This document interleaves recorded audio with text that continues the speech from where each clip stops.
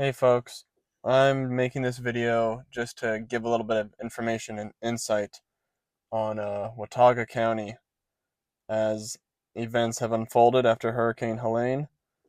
I'm recording this on day 6 of no power or water, but you know, everyone pretty much has found someone to be able to get a shower from or a helping hand, and uh, we're doing good still. I mean, it's been pretty rough for a lot of people. But these are just some videos and pictures I want to show to document this whole storm. These ones that you're seeing right now, this was on Thursday, September 26th, before the storm even hit. It was just raining really badly, and it wasn't even part of Hurricane Helene yet.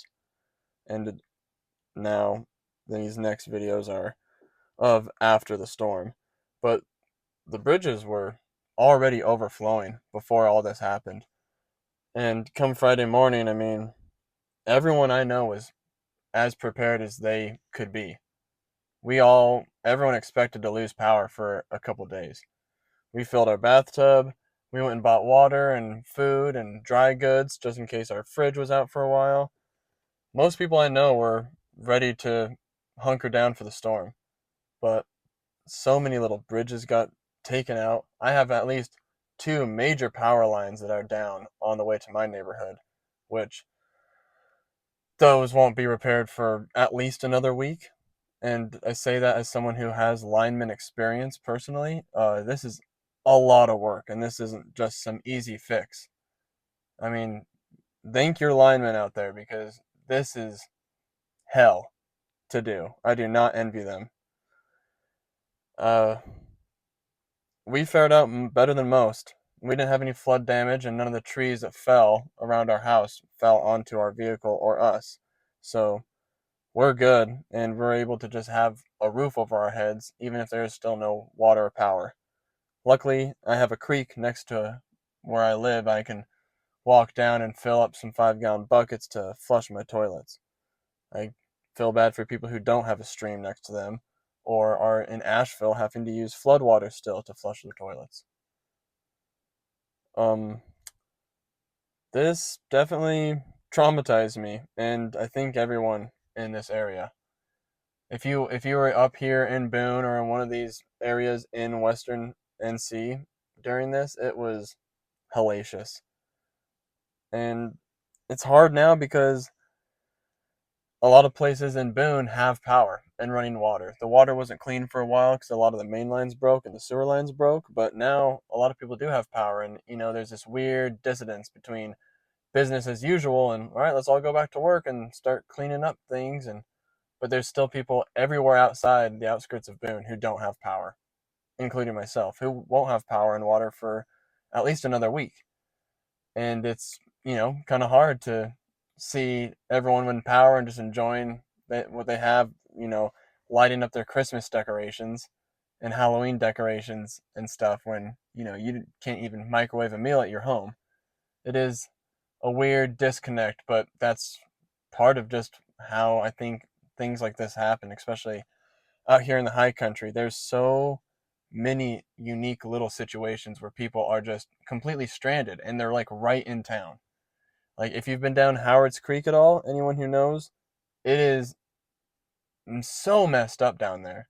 And it's right outside of Boone. You wouldn't even know that people down there were stuck and literally had their vehicles were gone and they had or washed away or just destroyed and they had no way to walk to town and go and get any of these things. I mean, there's just, how bad it is as an American to be walking around anywhere in this country. It's not easy to just get places if you don't have a vehicle. Lots of people don't have vehicles or access to a vehicle anymore. And so they have food and water and they have rations here in town, but they don't have a vehicle to get to and from. Or it's just a bridge is just gone where they're at. So it's like really weird, unique, and specific uh, things that are just blocking people from having a normal life. And it's hard to see. The destruction is everywhere. Just parking lots annihilated. I mean, water. I have never known water could do so much damage. I myself am from Montana. I moved down here about a year ago. I've been through wildfires. I mean, crazy snowstorms, been in negative 30-degree weather. I mean, I'm used to all that. But this was nothing I've ever experienced. I genuinely was afraid for my life at times when just hearing the wind go and just hearing trees crash down. I've never experienced that. Uh, it was it was mind-boggling. We were trapped at our house for most of Friday until one of our neighbors, or actually my landlord, just moved one of these fallen tri-wires and propped it up on their shop recklessly, but they couldn't get a hold of any power line people, and I think they had tested it themselves and moved it, but we barely could get out of our neighborhood, and we were right outside of Boone, like within 5 minutes of being, you know, right there in Boone proper. It was it was a little scary, especially when we didn't have any access to food or any power or water. Uh, Day three, we were kind of, me and my fiance were wondering if we needed to evacuate and just leave our home because there was no sign, no timeline or communication on when power would come back. I mean, what could they tell us? I don't think they even would know. Right here, this is gasoline just pouring into the Greenway River in Boone. I called 911 and reported it because it reeked of gas here at the bridge. And if you know where I'm talking about, it's like the parking lot that is now destroyed here in Boone at the Greenway, just the main parking lot. And I just saw all that gasoline and it reeked of it. And I don't know if it's an underground line or what. And that was, I think, day two of like post Helena. So I haven't even been able to go over and check back to see if that's even still going on. God forbid it is. I hope it's not. But there's just a lot of a lot of wreckage. And some places are completely fine. If you were up on a hill or away from some stream or even just on the different slope face of a mountain, your house is fine and other people are completely ruined. You see people who are two houses down who are just chilling. They're gooch. Then you have people who, right down the road or two houses down are their house is leveled and just full of water and mud. And it is hellacious. I've never seen so much destruction, and honestly, no one else here has. In Florida and places like Texas and just hurricane areas, infrastructure is made for this. People move there knowing there's going to be hurricanes and it could potentially flood your stuff, and you have insurance for that, and everyone knows this is how it goes. So you can prepare, and um, you know power lines get knocked down, they get put right back up because they're made and they can prepare that this is going to happen. It's a common occurrence. Up here in Kakalaki, man, there's so many trees. It's like a rainforest up here, and there are just power lines just going through the trees all over. It is honestly crazy. It always was crazy to me watching, just in general. Here, this is on Poplar Grove. If you know, they have just now propped up makeshift little power lines just so you can drive under. I mean, this is incredibly unsafe, but this is how the whole county is. Everything is like this. There are very few places that you can go without getting stuck. I know meat camp is nearly completely cut off. They have one way in, one way out, and it's a bridge that is crumbling and has about 2 to 3 inches of concrete still left on it, and just rushing water underneath, and only one lane. I mean, here's some more temporary structures. I mean, it's people are just doing the best they can, and it's not like the economy stopped. Inflation still is high. People don't get paid enough, and now we all have to just go back to work. you know I luckily am able to shower and have a kitchen to cook at my work. I feel truly blessed. I mean, the day Saturday is when I went out and assessed all the damage everywhere for my job. We were going and marking roadways and trying to reach houses that still had guests inside them that were stuck. I'm in property management, so I couldn't get to any house at all on Saturday.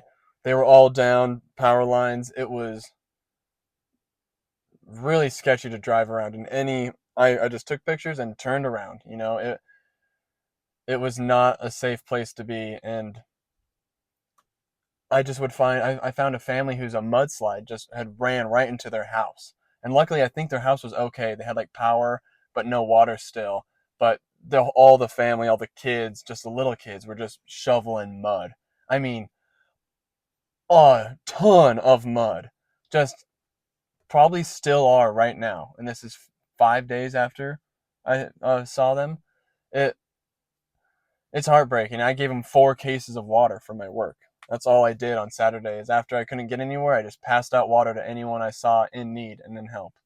And luckily, Watauga and Boone everywhere is giving out free food, free water. There's a lot of showers and hot showers that you can go to at like the Art of Retrieve, or what is it, the Art of Living Center, or Retreat of Art Living Retreat Center. I'm sorry, I'm butchering that.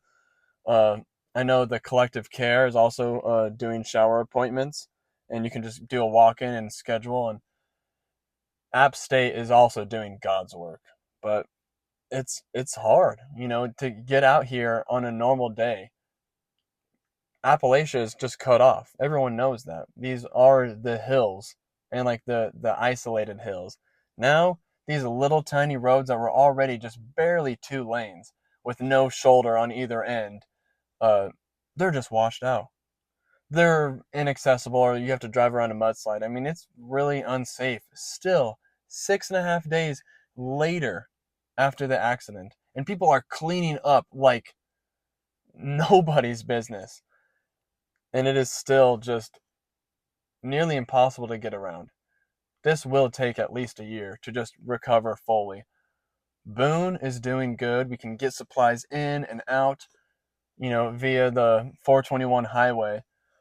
And I'm sure there's other routes that have now been opened, but my heart breaks for places down like Banner Elk and Spruce Pines and uh, Newland, and obviously Black Mountain and Swannanoa, and obviously Asheville. I mean, even Greenville, Tennessee. I mean, Zionville, Meat Camp, Todd. There's too many places to name that are just still really cut off from the world and expected just to go back, you know, business as usual. And it's hard because we all know we got to make money. The world doesn't stop, and a lot of people don't even know that this is going on. All my family in Montana, but half of them barely even know all this is happening, and they forget that it is. They keep asking, "So you have power, right?" No, no, I don't. No power or water. I am lucky. I'm doing great. With no power and water, I'm still doing fine. Me and my fiance are campers. We have a camp stove. We used to live in a camper, so we prepared for this. But you know, this now has gone on, quite a while, and it's scary to think like, wow, this is pretty much going to be our reality for a little bit, at least another week. I could see us not having power, and that's how it is. We are among the fortunate ones to have another place to, shower and cook. But it's hard out there, and we've just been helping anyone we can, any friends and any people we know who are stuck. We just have been taken to go get groceries and go wash their laundry somewhere. There's only one laundromat in town open, at least as it was on Tuesday of this week. It's a crazy time, but really, people have been coming together, and I've never seen anything like it. I mean, you just talk to every grocery store attendant or uh, people like in the aisle. You make eye contact too long, and you're just like, "How are you doing? How is your house? Like, are you guys okay?" And their face is just flushed, and they're like, "We're all right," or "We don't have power or water still," and they're working. They're just out here working. They're like, "Yeah, I'm living in the back of the store right now because there's a hole in my roof and water's just leaking in." And there's a lot of people who, yeah, don't have water or power still, who now come into Boone and just have to work, and that's just the reality of it. And just make sure you check on people out there. Just ask people how you're doing and how they were throughout the storm. I've heard so many different stories that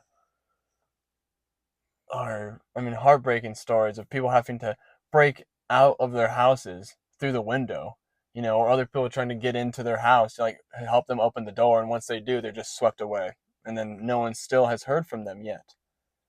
I Boone fared out pretty well. So far, I think we have 2 people who have passed away that we have confirmed here. Luckily, everyone else was able to like stay on high ground or get somewhere. But there's a lot of people I think that are still unaccounted for, and it's hard when you hear people's stories or wondering how people are. You look on Facebook and Reddit, and people are sending SOS messages out like, "Can you go check on this road? I haven't heard from anybody out there." Like, it's there's so many missing person like requests from just random people. It's pretty intense to see. Uh, but people are getting found. People are hiking out. People are getting reached to right now. The military is here as of yesterday officially in Boone, and there was over 50 line trucks in the school behind the Lowe's Foods in Boone. They're out here and they're on horseback right now, getting to people. I'm sure like Beach Mountain and other areas like Sugar Grove that are still really isolated. But I just wanted to make this video and share the photos that I've been able to take and just document this crazy, unprecedented time in history that I find myself living through. And anyone else here in Watauga County, we are gonna make it through this. I've never seen humans like this and come together in such a compassionate and amazing way. It really makes me have a lot of hope for humanity. It sucks that the worst disaster in North Carolina's history had to show me that, but this was a wake up call for everybody, and this has forever changed my life, and I'm sure it's forever changed everyone's lives here in the apps. Anyone who's lived here during this storm in western North Carolina, or even just survived Hurricane Helene in general, no matter where you are, when you're whoever's been affected by this, I truly have my condolences, and I'm right there with you. We're gonna make it through this, and it's gonna be good. We're gonna be stronger after this, guys. But the road ahead is still long. All we have is love and each other. Thanks for watching, folks. Stay safe out there, and good luck.